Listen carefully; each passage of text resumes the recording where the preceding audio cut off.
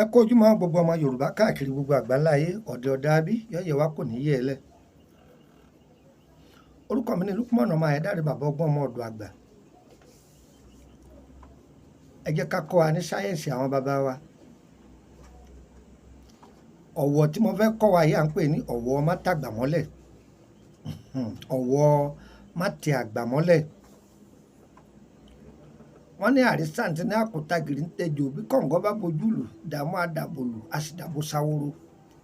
Àrá kì í sá kí jìnnìjìnnì ọmọ balẹ̀. Ṣé ń pọ̀fọ̀ ní ń pọ̀fọ̀ ẹ má bínú. Wọ́n fẹ́ fún yín ní ọ̀wọ̀ yìí ẹ lọ ṣe. Tọ́ bá lò ó bí àwọn ọ̀kà èèyàn bá rí ọ eré tètè pàápàá jùlọ ẹ̀yin tẹ́ ẹ bá jọ́lọ́pàá ẹ̀ ṣe é.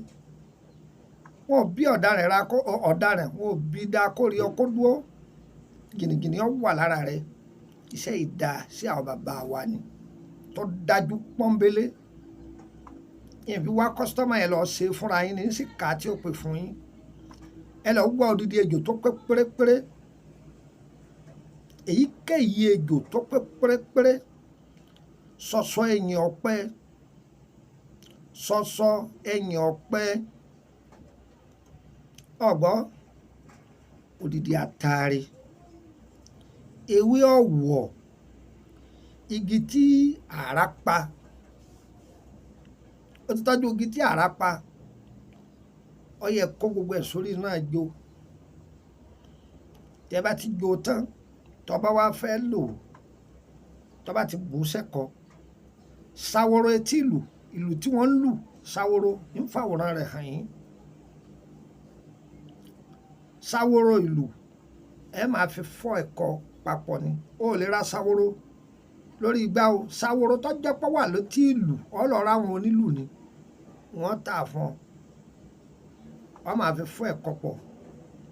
Àrísàǹtì náà àkútà gìrì ń tẹjọ. Bára bá sá jìnnìjìnnì á dàbólẹ̀.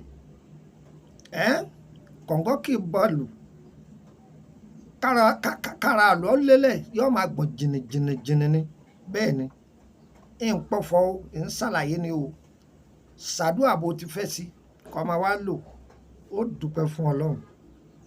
Ó lè mú bẹ́ẹ̀ fún ọ. Àgàgà kọ́ wá lò sẹ́yìn. Kó lo iṣẹ́ ìṣọ́ra àbí kó lo iṣẹ́ aṣẹ́ta àti ẹ̀yọ́nú. Kódà iṣẹ́ ìdá pàápàá àfẹni tí bá jólóṣèlú ọ̀dà fún ọ. Tí wọ́n bá ń lò àbọ̀gà iléeṣẹ́ kan ni àbí bákan ọba lò ọ̀dà gan ni. Ọ̀dà gan ni. Orúkọ mi ni Lukman ọmọ Ayédáre bàbá ọgbọ́n ọmọ ọ̀dọ̀ àgbà. Ewé ọ̀wọ̀ a máa fẹ́ gbẹ̀gẹ̀dẹ̀ báyìí. Ewé ọ̀wọ̀ wọ́n fẹ́ gbẹ̀gẹ̀dẹ̀ báyìí ń fàwòrán rẹ̀ hàn yín. Bó ṣe jẹ́ nu kò níye o iye tẹ́ bá rí ní kẹjá o. Bó ṣe jẹ́ ejò kéjò lẹ́sìn lè lò. Ejò yẹn wàá jẹ ejò tó pé wọn ò ní gérí rẹ̀ wọn ò ní gáàsẹ̀ rẹ̀ tí tá a fi jò. Bó ṣe jẹ́ nu. Bó rólúfà wọ́n lọ́mọ bí tó ti rólúfà bó sì ṣèbé ọ̀dà tí wọ́n jẹ́ ọ̀sá wọ́n jẹ́ àgbà fúfú kọ́dà ti jẹ́ ejò. Bó ṣe jẹ́ nìyẹn. Nọ́mbà wo lẹ lè fi darapọ̀ mọ́ lórí WhatsApp group +23480 3298 3298 +23480 3298 3298.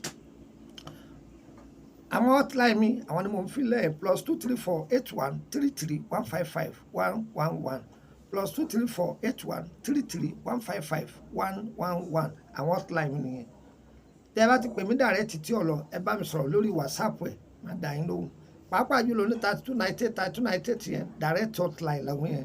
Ẹ yẹ jẹun fún yín lórí nọ́mbà orílẹ̀-èdè Benin +229 54 65 1928 +229 54 65 1928 gbàkásì +229 54 65 1929 +229 54 65 1929. Tó ẹ̀yin aláàánú wa Ọlọ́run ní padà lẹ́yìn yín. Èyí táwa ní òun làwa náà yìí. Ẹ̀yin tẹ́ ń bù wá ní nǹkan Ọlọ́run ní padà lẹ́yìn ẹ̀yin náà. Bẹ́yìn náà bá fún wa ní nǹkan àá gbà o ṣùgbọ́n àtọrọ. Ṣùgbọ́n bẹ́ẹ̀ bá fún wa àá gbà lọ́wọ́ yín o. Gbogbo ohun tá a fún yín a fi ṣá fún wa ká fi dí wàhálà wa kù ni. Ká máa mọ àǹfààní tí ń bẹ nínú ewé àtegbò. Àwọn èèyàn pọ̀ tí wọ́n ń júwe ewé fún wa tí wọ́n ń júwe ọ̀pọ̀lọpọ̀ oríṣiríṣi àjò. Èyí tó bá bá ìṣẹ̀dá yín mu òun ni kẹ́ ẹ máa lò. Mo ṣoògùn kọ̀jẹ́ sọ́bà ìṣẹ̀dá rẹ mu wọ́n júwe bàbá kan bẹ lókè odò ṣùgbọ́n wọ́n ṣe fún mi kọ́ o ṣé ń gbà tí wọ́n ṣe fún ọ èèwọ̀ ṣẹ̀dá rẹ̀ sọ tẹ̀lé sọ jẹ́ èèwọ̀ sọ ṣẹ́wọ́n tí ọ̀yẹ́ kó ṣe àwọn májẹ̀mú tí èyí jẹ́ kó oògùn ọjẹ́ nìyẹn.